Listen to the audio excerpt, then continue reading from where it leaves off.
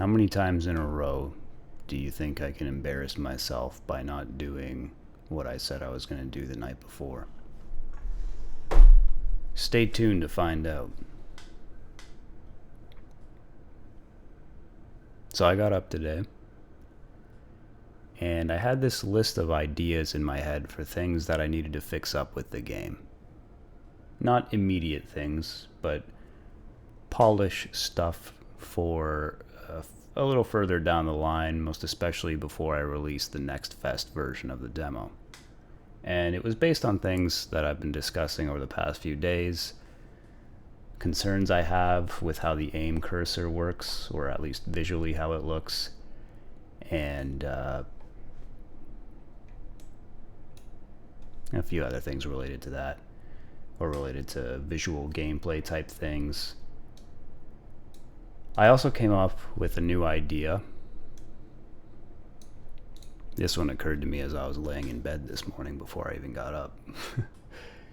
But I was thinking about how the core design philosophy of my game is that everything fundamentally revolves around the core mechanic of dashing to attack and the dodging. So when I create the levels and when I design, well, basically everything having to do with progressing through the game, I'm always designing it in mind with someone completing it using only the core dash and dodge mechanics and nothing else. So no items, no special ability, nothing. And so the items and the special ability, their purpose is an optional thing that can help less skilled players to make it easier for themselves, and for more skilled players to maximize their score. Basically, once you get good enough to beat the whole level purely through your skill, you can then start to throw into your routine varied attacks with your items so that you can increase your score as much as possible. So, where am I going with this? Oh, so then I'm thinking about the scoring system. And I was thinking about how to get a perfect score in all the levels, it requires you to not only have mastered the level the straightforward way, beating it on time and using your attacks to get like a perfect combo chain through the whole level, but you also have to use a variety of items, and you have to set up multi-kills. It's basically like optimizing everything, min-maxing essentially, to get the perfect score. And I was thinking I had a problem with this, actually. A couple problems. One, it kind of breaks my original philosophy, and this is the biggest issue, of the game being centered around just the core mechanics. So I was thinking, to be consistent with that philosophy, a perfect score should just be beating the level on time while at the same time not making any mistakes. I think it makes sense, and it doesn't require the use of additional items or anything like that. Furthermore, though, if you want, you can also still get a perfect combo by using items if you prefer. So it goes back to that idea of making it easier for yourself if you're a less skilled player, and you can increase your score further beyond what's needed for the perfect score if you're a higher skilled player by throwing in items into the mix as well. And I was thinking it would be fun to have leaderboards for each of the levels. And I was thinking also how in my own preference when I play games, I almost never do stuff like going for perfect scores or anything like that, because often for this exact reason, it requires an extra level of play that I just don't care enough to put that much time in and like get insanely good at this game. But I also think it's cool when games do have some kind of next level of skill you can get to if you do want to put the effort in. So that's why I'm thinking I should simplify it so that getting a perfect score only requires you to beat the timer and get a perfect combo through the level without making any mistakes. And then the extra item usage stuff and the multi-kills and all the other stuff you can do to maximize your score, that'll be for the really hardcore people who will want to compete on leaderboards. And maybe put some kind of Steam achievement for managing to get like the fastest run or the top score on a level. I was thinking also I should probably have separate boards, one that's for the highest score on a level, and another one that is the fastest time. So yeah, anyway. So just some thoughts on simplifying the score system. I was a little concerned that that might make it too easy, but I don't think so, because I think partly overestimating how hard the game is for most people. I think it'll also be that this will help to make it feel a lot more attainable for less skilled players, and that way they'll be more motivated to put more time into the game and to enjoy the thrill of getting that perfect run. And also, of course, the game starts to get a lot more difficult and complicated as you go on. So even just running a level without making any mistakes, even like already in the second act, I can tell you from the levels, the prototypes I've set up myself, it gets a lot harder. So that was another idea I came up with, a change that occurred to me.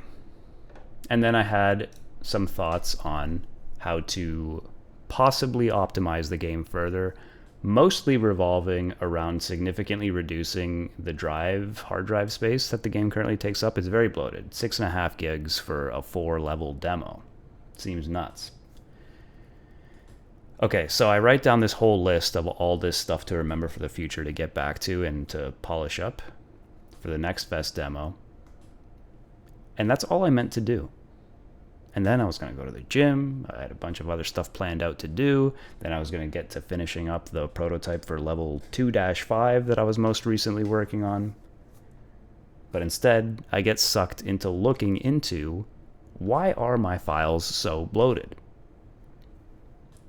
Several months ago, when I was first releasing the demo, I tried a few different things. I figured out that one thing that's necessary for compressing the textures into GPU memory is making all the image files have dimensions that are in powers of 2. So like 256 by 256, 512 by 512, like stuff like that.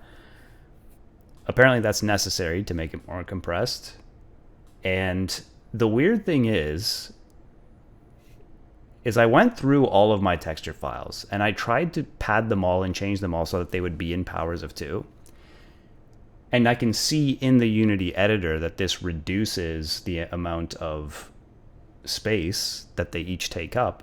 But when I built the game, I found that for some reason it didn't change the size of the build. It was still like 6.5 gigs. So because of that, I gave up on it. I didn't really understand why. It's really weird looking back, because yeah, I don't know. Because anyway, today I go ahead and tried the same thing again, and I was changing some of the image files to powers of 2 just to test it out.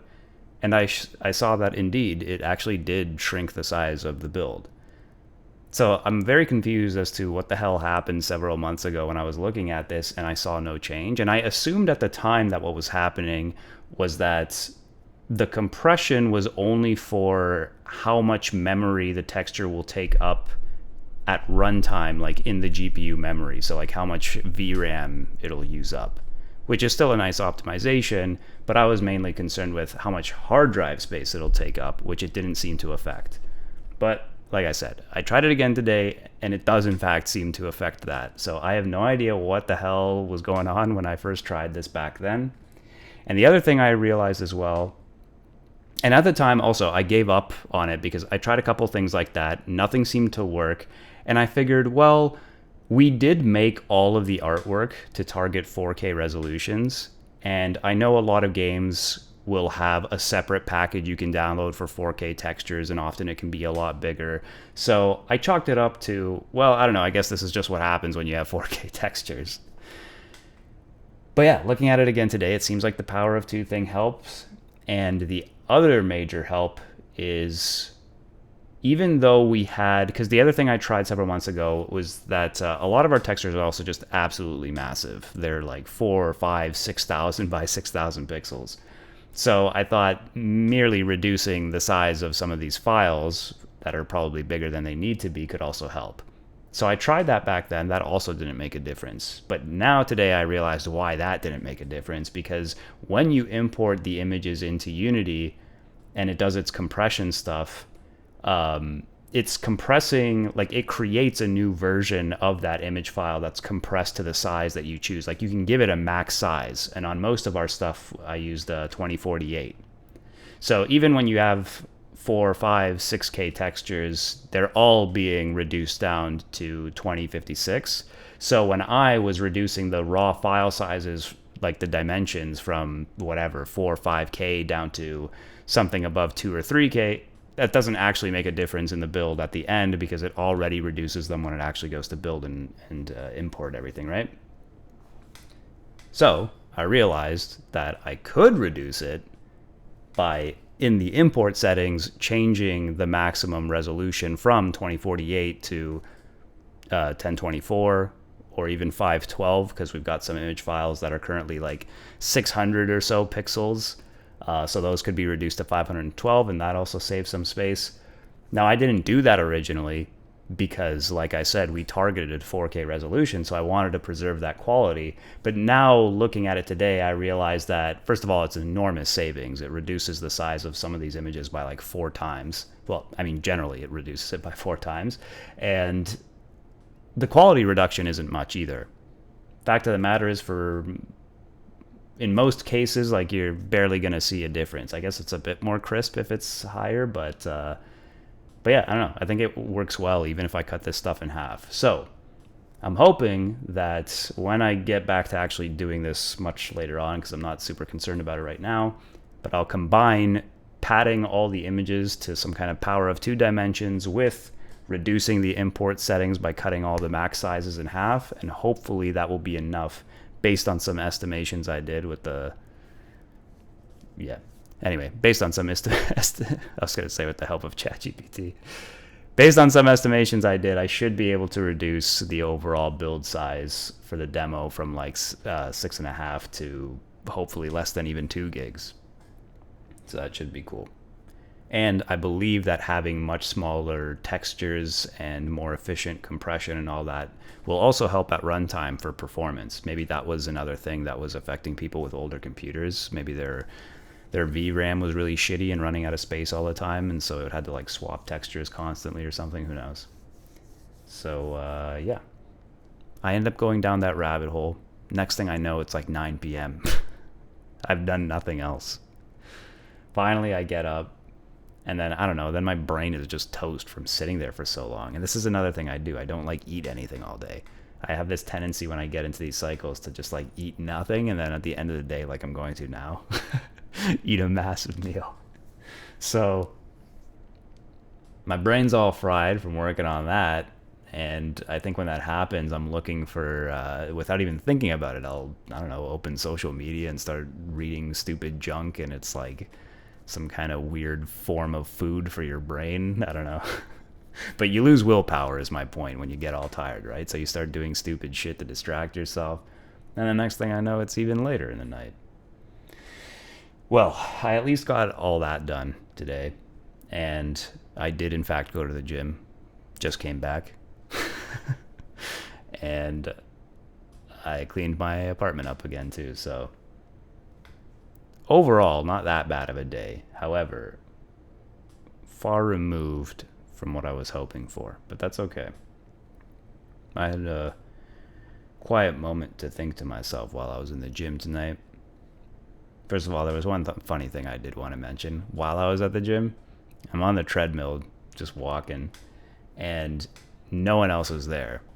And I was just thinking the creepiness of, I don't know, the emptiness of the whole gym and me just there by myself late at night and just hearing the sound of the treadmill spinning. And specifically, I was thinking how at the front desk of my building, we have these, whatever, like security guys. And I can see all the time when I go down there, they always have the security cameras like watching on the monitors in front of them. And they've got a few in the gym. So I'm just thinking to myself, like, is it kind of a creepy view of just seeing like this one guy by himself on a treadmill in a completely empty gym at like 12:30 at night? And then I was thinking, how funny would it be if I just stared directly into the security camera the whole time while I'm just like walking casually on the treadmill? Fucking horror movie style. All right. Anyway. What was I gonna say? Oh yes, while I'm on the treadmill and I had time to think to myself. Oh yeah, and it was also creepy because I didn't have my headphones in or anything, so I just look like a fucking serial killer. And I'm like smiling to myself because I'm thinking about funny shit and stuff. Okay, anyway, while I'm there and I'm thinking to myself about everything, well, I decided I'm not giving up on this. However many times I need to do this, I'm gonna do it until I get it right. Get my shit together. And it's weird how having that moment to think to myself, even though I still haven't eaten much and I'm tired and all that, it was kind of weird how having that moment to myself renewed me with motivation and determination and focus.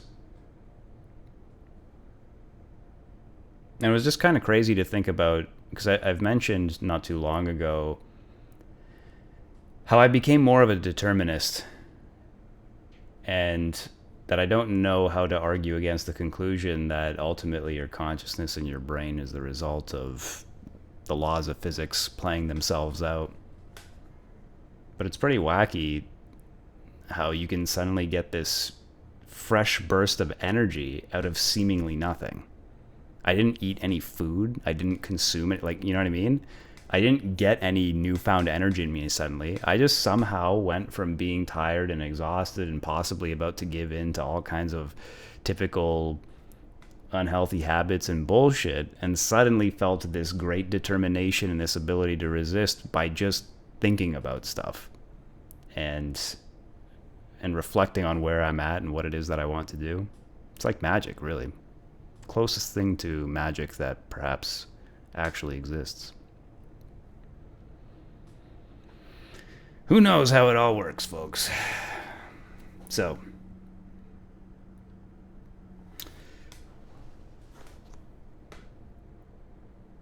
I was going to force myself to finish up the prototype for level 2-5. I mean, I have it all blocked out. Specifically, I just mean the enemy placements. But I realized that if I did that, I would be putting myself right back into the same problem that I've been struggling with for so many weeks now. I would undoubtedly end up staying up till the sun rises. So I was like, no, this is how I end up sucking myself into something. Yes, my schedule didn't go as I want today, but I'm not going to force myself to try to get this done now just because I wasted too much time earlier in the day on other stuff. Gonna eat something, head to bed, and even though it's already pretty late, that will at least give me a much better chance of really properly getting my shit together tomorrow. So,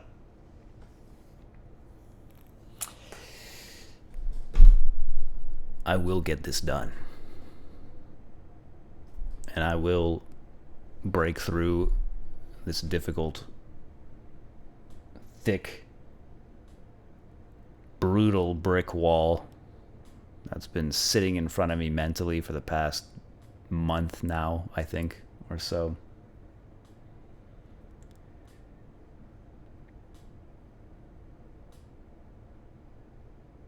It's crazy, man. It hit me out of nowhere. I was on top of the world, and now I feel like past few weeks I somehow dropped all the way to rock bottom, and now I have to crawl my way out in a way that for some reason feels harsher than it has in a long time. And yet I am convinced that on the other side, if I can just force myself to break through, there are great things to come.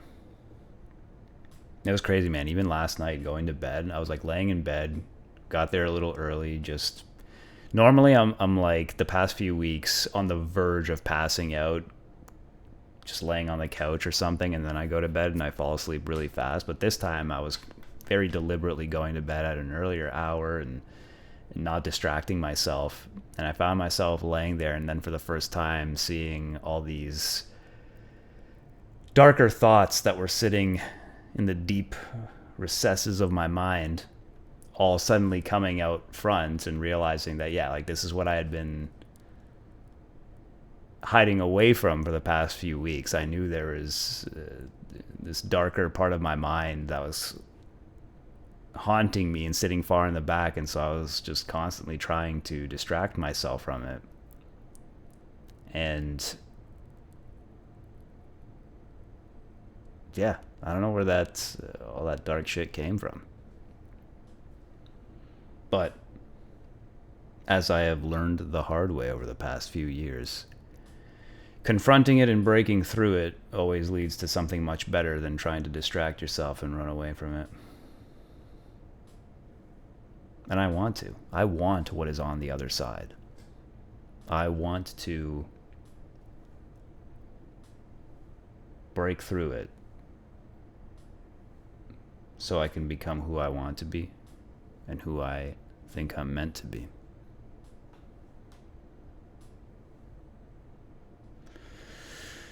All right. Let's do it. Let's keep going. Let's see how it goes. See you tomorrow.